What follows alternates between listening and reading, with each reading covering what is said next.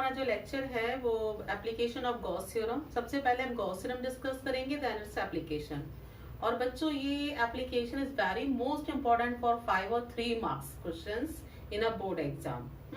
आप ये मान सकते हो कि चैप्टर 1 एंड चैप्टर 2 एनसीईआरटी का 8 मार्क्स का आता है। उस 8 मार्क्स में से ये मान लीजिए कि 3 मार्क्स आप इसको लिए छोड़ दो, यानी कि 3 मार्क्स तो भाई ये 5 ड्राइव हमारे आने ही आने हैं।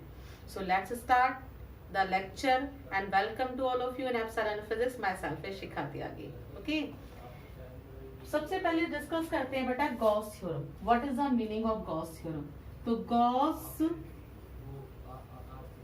थ्योरम बेटा, ये गॉस थ्योरम का हमारा स्टेटमेंट है ना, एंड गॉस थ्योरम का प्रूफ सारा ही इंपॉर्टेंट है। तो कभी एग्जाम में गॉस थ्योरम आता है तो गॉस थ्योरम का स्टेटमेंट है, प्रूफ दोनों ही इंपॉर्टेंट है। तो what is the Gauss theorem का पहले स्टेटमेंट सुन लो। स्टेटमेंट हम किस तरीके से बोलते हैं गॉस थ्योरम का? डीएस। डीएस मार्कर नहीं चल रहा, चलो मार्कर देखते हैं एक बार। डीएस मतलब surface integration of electric field intensity. DS मतलब surface integration of electric field intensity, दोनों का डॉट प्रोडक्ट होगा, है ना। For close loop in vacuum क्या होता है? Is equal to 1/ε0 times of किसके? Total charge and enclosed by Gaussian surface. फिर सुनो स्टेटमेंट क्या? What is this? Surface integration of electric field intensity for closed loop in vacuum is equals to 1/ε0 times of what? Total charge enclosed by Gaussian surface. One by one हम discuss करेंगे what is the Gaussian surface and ds क्या suppose किया लाओ। अब मैंने बच्चे यहाँ ये Q चार्ज रखा, that is Q charge. Charge रख दिया। Q चार्ज रखने पर बच्चे अब गॉसियन सरफेस बनाते हैं। गॉसियन सरफेस तुम्हें मैंने लास्ट लेक्चर अगर देखेंगे आप तो वहां बताया था for find out the flux हमारा जो चार्ज है शुड बी इनक्लोज्ड, और जिस सरफेस में से इनक्लोज करेंगे वो imaginary surface is known as Gaussian surface. यानी कि what is the meaning of Gaussian surface? It is that imaginary surface around the charge at which each point is lie at the same field is known as Gaussian surface. तो बताओ भाई इसके चारों तरफ symmetry कैसी बनेगी? Point charge के चारों तरफ, पॉइंट चार्ज की तरफ सिमेट्री बनेगी spherical. So Gaussian surface is spherical। तो बेटा ये मेरी कौन हो गई? Gaussian surface। क्लियर? इसकी रेडियस गॉसियन सरफेस की मैंने r मान ली, यानी कि चार्ज मानो इस सरफेस में बंद हो गया। अब चार्ज बंद हो गया तो इसे बाहर निकलना है। तो तुम्हें लास्ट लेक्चर याद हो फ्लक्स का बाहर निकालने के लिए क्या लगाते थे? हम बाउंड एरिया लगाते थे। इसका मतलब मुझे यहाँ बाउंड एरिया की जरूरत पड़ेगी। तो बाउंड एरिया यानी कि इसका ये small part ds that is bound area, क्या कहेंगे? ds। ये प्लस चार्ज है, प्लस चार्ज इलेक्ट्रिक फील्ड क्या होती है? Away from the positive, that is E। हो गई। और what is the ds? ds आपको बता ही रखा है। इवन इस लेक्चर से पहले आप इसका लास्ट लेक्चर जरूर देखेंगे एंड उसका लिंक डिस्क्रिप्शन बॉक्स में दे रखा है, उससे आपको एकदम फ्लक्स निकालना क्लियर हो जाएगा। तो ds हमेशा क्या होता है? सरफेस का नॉर्मल होता है। तो सरफेस का नॉर्मल जब मैं निकालूंगी तो ds आ गया ये और ds एक ही डायरेक्शन में जा रहे हैं। ओके, मुझे ये प्रूफ करना है जो बोर्ड पे लिखा है। तो जो ये लाइन लिखी है यानी कि मुझे जो प्रूफ करना है दिस टर्म से ये प्रूफ करना है। स्टेटमेंट आपको समझ में आ गया। अब इसका प्रूफ हम क्या करेंगे? तो सुनो बच्चे, सबसे पहले हम इलेक्ट्रिक फील्ड का फॉर्मूला लिखते हैं। Electric field due two point charge आपको सबको ही पता है भाई। Electric field due two point charge क्या फॉर्मूला होता है बेटा? 1/4πε0 Q/r²। ये होता है इलेक्ट्रिक फील्ड पॉइंट चार्ज का फॉर्मूला। बच्चा मेरा ये हो गया। ओके, अब आती है टर्न मेरी कि E यहाँ पर वेक्टर है तो मैंने E के ऊपर वेक्टर लगाया, लगा दिया। अब ध्यान से सुनो, वेक्टर लगाया तो ये तो मैग्नीट्यूड रह गया ना, है ना। वेक्टर क्या किसके इक्वल होता है, मैग्नीट्यूड एंड डायरेक्शन के। तो यहाँ तो वेक्टर नहीं लगा ना, ये मैग्नीट्यूड है। तो डायरेक्शन व्हाट किससे रिप्रेजेंट करते हैं, direction represent by the unit vector यानी कि आर कैप। याद रखना, यानी कि magnitude is like a blind person, बेचारे को उसे कुछ नहीं पता, उसे तो अगर जब तक यूनिट वेक्टर नहीं होगा तो वो कहीं नहीं जा सकता, तो यूनिट वेक्टर उसको डायरेक्शन दिखाता है। अब आओ, मेरा ई मिल गया, अब मुझे चाहिए डीएस, तो क्या करेंगे हम, multiply by DS on both side, यानी कि दोनों साइड हम डीएस से मल्टीप्लाई कर देंगे। तो देखो what is this, E DS के ऊपर भी वेक्टर है, यहाँ भी बच्चे कौन कौन है, 1/4 पाई एप्सिलॉन नॉट है, क्यू बाय आर स्क्वायर है, डीएस के ऊपर मैंने मल्टीप्लाई करा, डीएस कर दिया, तो DS is not, DS vector है पर मैंने वेक्टर पुट नहीं करा, इसका मतलब ये मैग्नीट्यूड बन गया। तो इसकी डायरेक्शन कौन शो कर रहा है, एन कैप, आर किसकी डायरेक्शन का कौन शो कर रहा है, फील्ड, यानी कि N cap show the direction of DS और R cap show the direction of electric field. Clear, both are unit vector. Okay, E और डीएस दोनों एक ही डायरेक्शन में जा रहे हैं, तो एक ही डायरेक्शन में जा रहे हैं तो बेटा n dot r equals to 1, जैसे I dot I, J dot J, के डॉट के 1 होता था ना, ऐसे ही एन डॉट आर 1 हो गया क्योंकि एक ही डायरेक्शन में जा रहे हैं। अब मुझे लेफ्ट हैंड का ई मिल गया, लेफ्ट हैंड में डीएस मिल गया, लेफ्ट हैंड में क्या बचता है अब, इंटीग्रेशन ना, तो क्या करेंगे बच्चों, on integration both side, so that is the sign of integration for close loop in vacuum, E के ऊपर वेक्टर, डीएस के ऊपर वेक्टर, दोनों के बीच में डॉट प्रोडक्ट है, equal to 1/4 pi epsilon naught q by r square, ds का भी इंटीग्रेशन और आर डॉट एन क्या हो गया 1। इंटीग्रेशन डीएस का बच्चे लिखेगा एस, फिर मैं लिमिट लगाती 0 टू टोटल एरिया कितना 4 पाई आर स्क्वायर। तो ये तो फिजिक्स चल रही है, तो फिजिक्स में आपको पूरा मैथमेटिकल दिखाने की कोई जरूरत नहीं है। तो इसका मतलब क्या करोगे, क्यू बाय आर स्क्वायर, तो भाई इंटीग्रेशन का मतलब लार्ज, यानी कि लार्ज वैल्यू कितनी होगी, तो उस पूरी शेप की रेडियस आर है तो मैक्सिमम एरिया कितना हो जाएगा 4 पाई आर स्क्वायर। तो मैंने डायरेक्ट पूरा एरिया रख दिया 4 pi r square, r square से आर स्क्वायर कैंसिल, 4 पाई से 4 pi cancel, so what is the formula of E d s equal to q by epsilon naught, that is the proof of Gauss theorem. ठीक है everybody, तो Gauss theorem का statement, Gauss theorem का proof, all are very important. And what is the E dot ds, E dot ds is known as the electric flux also. What is the E dot ds? That is known as the electric flux also. So Q by epsilon naught. तो in last video जो हमने बनाई थी electric flux पे, तो मैंने बोला था ना बच्चे भी EDS को मैं Q by epsilon naught भी लिख सकती हूँ और हम इसको प्रूव करेंगे, और flux is depend on the charge also, बोला था नहीं बोला था, तो ये आ गया, तो ये हो गया हमारा। तो आप इसे वीडियो को पोस्ट करके स्टेटमेंट यहाँ मैंने बता ही दिया लिख सकते हो, और अब हम एप्लीकेशन स्टार्ट करते हैं। बच्चों एप्लीकेशन ऑफ गॉस थ्योरम लेके चलते हैं। The application of Gauss theorem क्या है, फर्स्ट एप्लीकेशन, फर्स्ट एप्लीकेशन है बच्चे electric field intensity due to charged sheet of infinite length, charged sheet of infinite length, okay ये। और इस पे बच्चे क्वेश्चन क्या बन कर आता है, द मोस्ट इंपॉर्टेंट, बोर्ड पे मैं ये लिख नहीं रही क्योंकि आता ही रहता है, समझ में आई बात। So it's a very very most important drive. और दूसरा ड्राइव क्या आता है, prove that electric field intensity independent of the distance due to charge sheet of infinite length. आपको क्या प्रूफ करना है कि इलेक्ट्रिक फील्ड इंटेंसिटी क्या होती है बच्चे, इंडिपेंडेंट होती है किससे, डिस्टेंस से। Clear everybody? So let's start. ये मेरी एक चार्ज शीट है और इनफाइनाइट लेंथ की। चार्ज्ड वो भी बच्चे थिन शीट है। चार्ज्ड कौन सी शीट है, थिन शीट है। Clear everybody? ये हो गया। मुझे इसकी वजह से इलेक्ट्रिक फील्ड इंटेंसिटी निकालनी है। तब आप समझ ही जाओगे कि गॉस थ्योरम, गॉस को क्यों एक रूल देना पड़ा।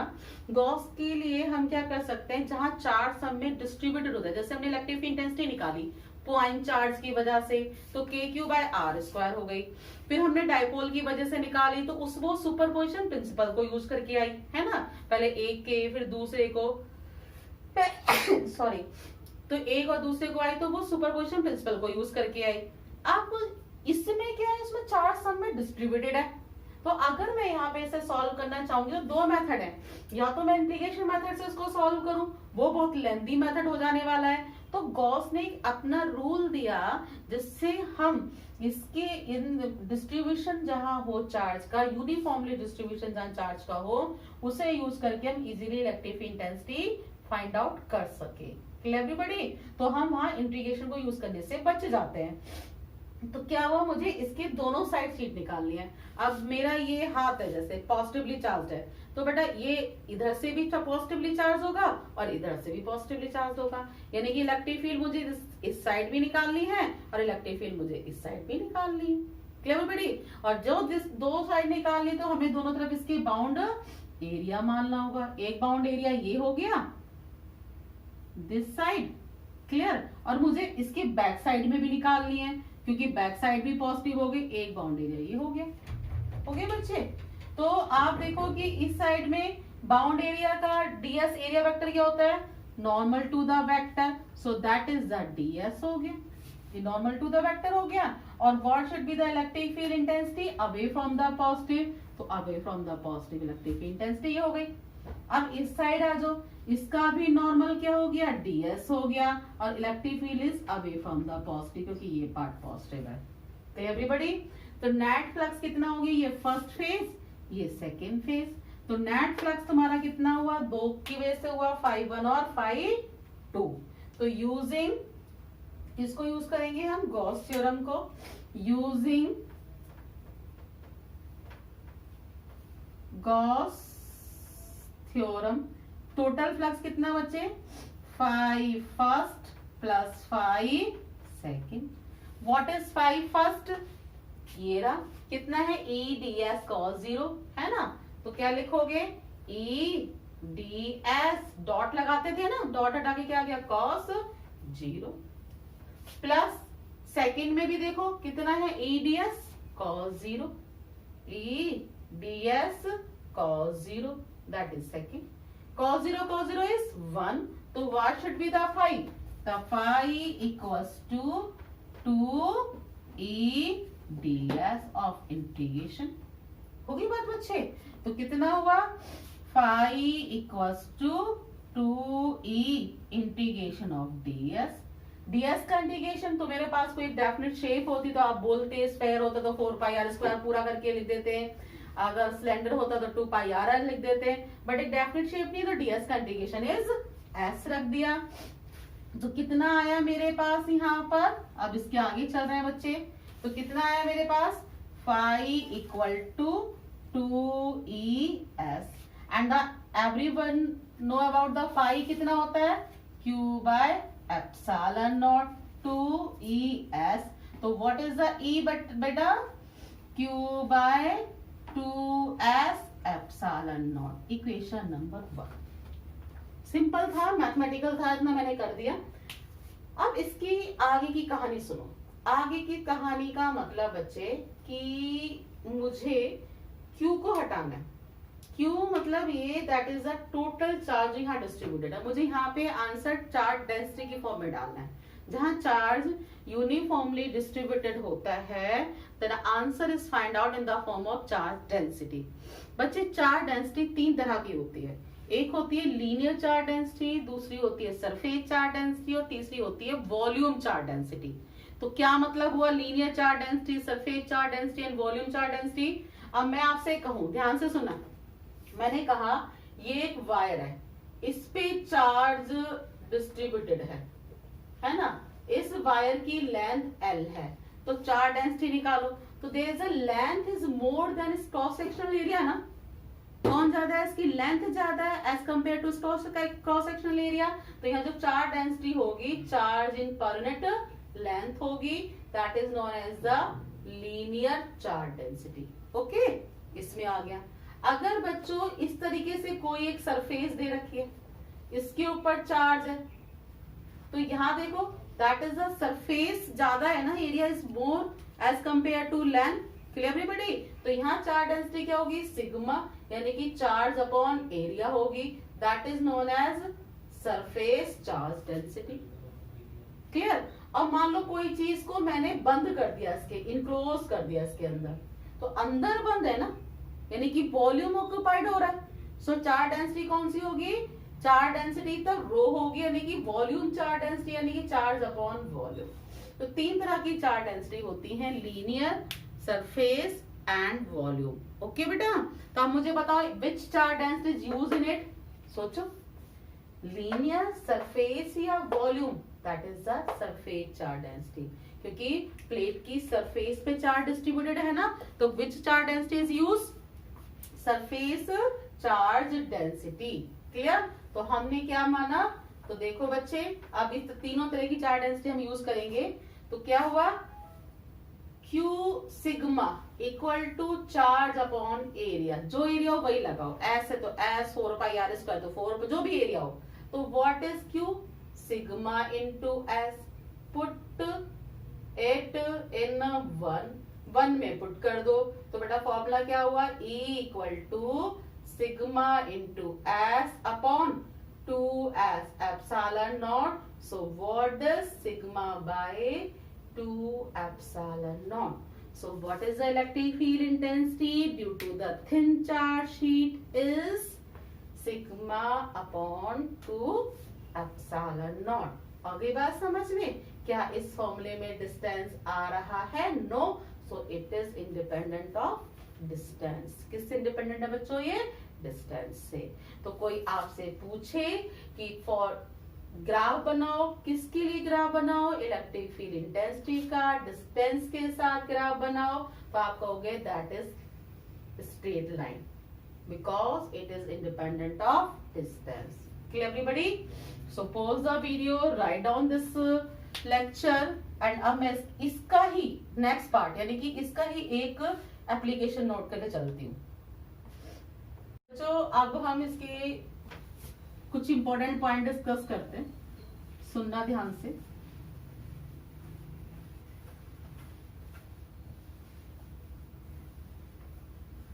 इलेक्ट्रिक फील्ड इंटेंसिटी अगर वो थिक शीट से पूछता है, थिक यानी कि ये थिन थी ना, वो थिक से पूछता है, थिक।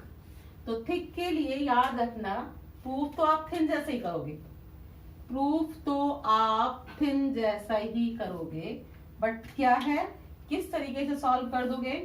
थिक शीट को उसने दो शीट से मिलकर माना, एक की और एक CTA, ये दो शीट मिलकर मेरी एक थिक शीट हो रही है।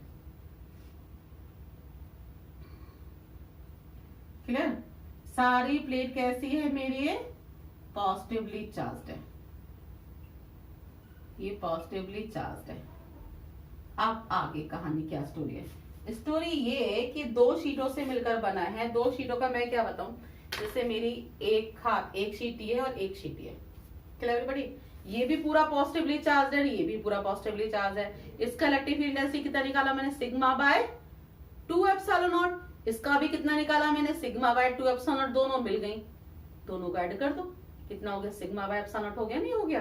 तो ऐसे ही एक शीट मिली, ये दूसरी शीट मिली, इसका आंसर कितना, सिग्मा बाय 2 एप्सिलॉन नॉट। इसका आंसर कितना, सिग्मा बाय 2 एप्सिलॉन नॉट, क्योंकि दोनों फील्ड एक ही डायरेक्शन में जा रही हैं, E1 और E2, तो E इक्वल टू कितना हो गया, sigma by 2 epsilon naught plus sigma by 2 epsilon what, sigma by epsilon naught. तो याद रखना electric field intensity by the thick sheet is sigma by epsilon naught और thin sheet is sigma by 2 epsilon naught. Clear everybody?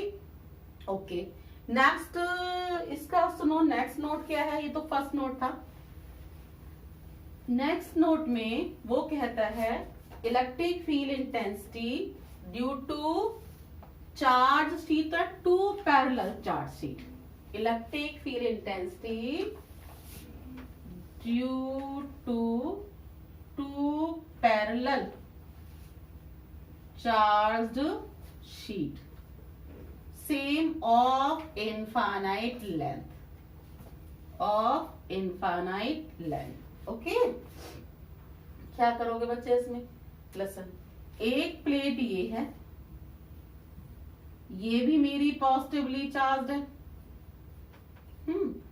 एक plate मेरी ये है और ये भी मेरी पॉजिटिवली चार्ज है। मुझे इलेक्ट्रिक फील्ड इंटेंसिटी इधर फर्स्ट रीजन में, सेकेंड रीजन में और थर्ड रीजन में निकाल है। फॉर एग्जाम्पल इन पर चार्ज डेंसिटी सेम है, अलग अलग भी हो सकती है, कोई प्रॉब्लम नहीं है ना। अब बोर्ड में ऐसे नहीं, प्लेट इस तरीके से रखी है, प्लेट इस तरीके से रखी है, ये वाला पार्ट भी प्लस है और मेरे हाथ के पीछे वाला पार्ट भी पॉजिटिव है ना। ऐसे आ जाओ, यहाँ पर भी ऐसे रखी है, मेरा ये वाला पार्ट भी प्लस है और ये वाला पार्ट भी प्लस है। Clear everybody? तो मैं अगर आपसे कहूं कि कोई, मैं एक प्लेट का एग्जांपल सोच रही थी कि आपको दिखाऊं कैसे, पर अब कोई नहीं, अब देखो हाथ से देखो। अब जैसे ये मेरा हाथ प्लस है ना, तो प्लस से इलेक्ट्रिक फील्ड इंटेंसिटी इसकी निकालते हैं, इसकी इलेक्ट्रिक फील्ड इंटेंसिटी निकालते हैं, तो प्लस से इस वाले की इलेक्ट्रिक फील्ड इंटेंसिटी ई है, कहां जाएगी, अवे फ्रॉम द पॉजिटिव, यानी कि इस साइड की बात करो, यहाँ की away from the positive E1 है ना।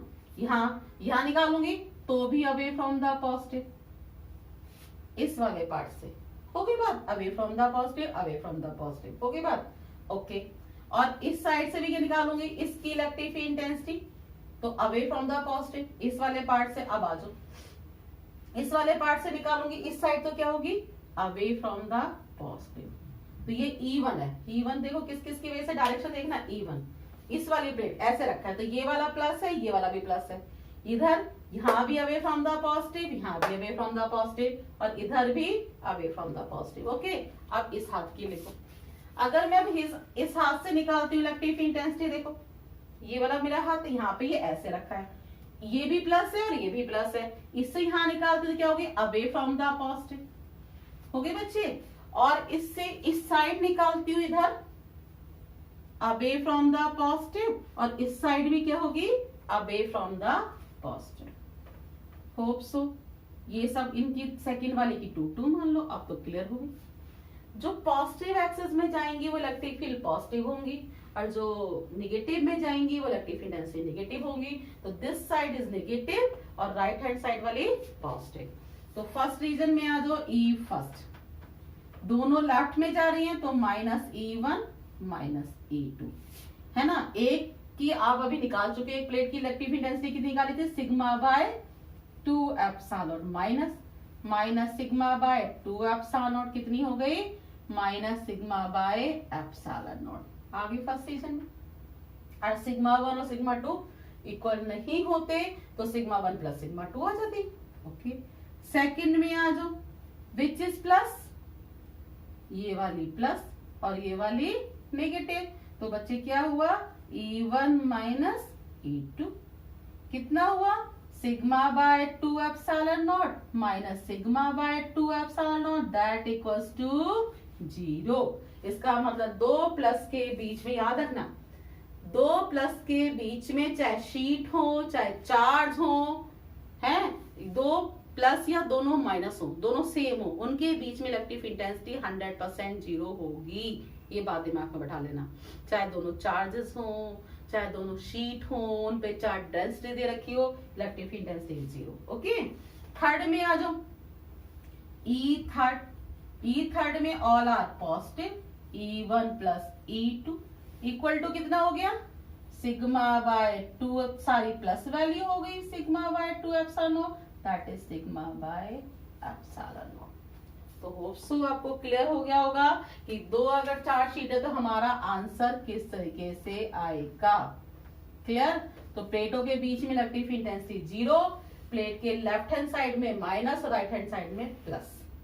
अब बच्चा ये कहता है कि मैम अगर इस प्लस की जगह मैं माइनस कर दूं, इस प्लस की जगह हम माइनस कर दे, कौन क्या कर दे बेटा? माइनस, तो क्या होगा? यानी कि माइनस कर दिया तो E2 की डायरेक्शन चेंज हो गई, E1 तो प्लस है, E1 तो प्लस है तो E1 तो सही रहेगा, अवे फ्रॉम द पॉजिटिव। ही किसकी डायरेक्शन चेंज हुई बेटा? E2 की। देखो E2 की डायरेक्शन क्या लगाओगे? E2 की डायरेक्शन तो हम नेगेटिव की वजह से लगाई थी, और नेगेटिव में डायरेक्शन क्या होती है इलेक्ट्रिक इंटेंसिटी की? बोलो, टुवर्ड्स द नेगेटिव। तो ये नेगेटिव है, ये भी नेगेटिव है, तो यहाँ पे इलेक्ट्रिक इंटेंसिटी क्या होगी? बोलो, इस this side electric intensity negative है, नेगेटिव से जाएगी या नेगेटिव पर आएगी? आएगी ना, तो टुवर्ड्स द नेगेटिव E2। इधर भी नेगेटिव पर आएगी ना, टुवर्ड्स द नेगेटिव E2, और दिस साइड भी नेगेटिव पर आएगी ना, दैट इज E2। ओके, अब बताओ फर्स्ट रीजन में E1 और E2, E1 this side negative और E2 इज प्लस, तो क्या इलेक्ट्रिक इंटेंसिटी ये रहेगा? अब बताओ E1 फर्स्ट सेकंड रीजन में क्या हुआ? बोलो, क्या इलेक्ट्रिक इंटेंसिटी सेम होगी? नो, E1 कौन माइनस? E2 प्लस है, E2 माइनस माइनस है, sigma by 2 epsilon naught minus sigma by 2 epsilon naught, that equals to 0। E2 में आ जाओ, दोनों एक तरफ जा रहे हैं, both are is plus, E1 plus E2, sigma by 2 epsilon naught plus sigma by 2 epsilon naught, that is, बोलो क्या? Sigma by epsilon naught. Clear? And E third में सेम, कौन minus? E1 plus E2 minus, और same value रख के 0 आ जाए, यानी कि एक प्लस और एक माइनस है, उनके दोनों तरफ इलेक्ट्रिक इंटेंसिटी 0 होती है, और दोनों प्लस हैं उनके इनसाइड इलेक्ट्रिक इंटेंसिटी 0 होती है ना। और एनसीईआरटी का क्वेश्चन नंबर 23 है, वो इसकी बिल्कुल सेम इसी के ऊपर डिपेंड है, उस न्यूमेरिकल को आप करोगे।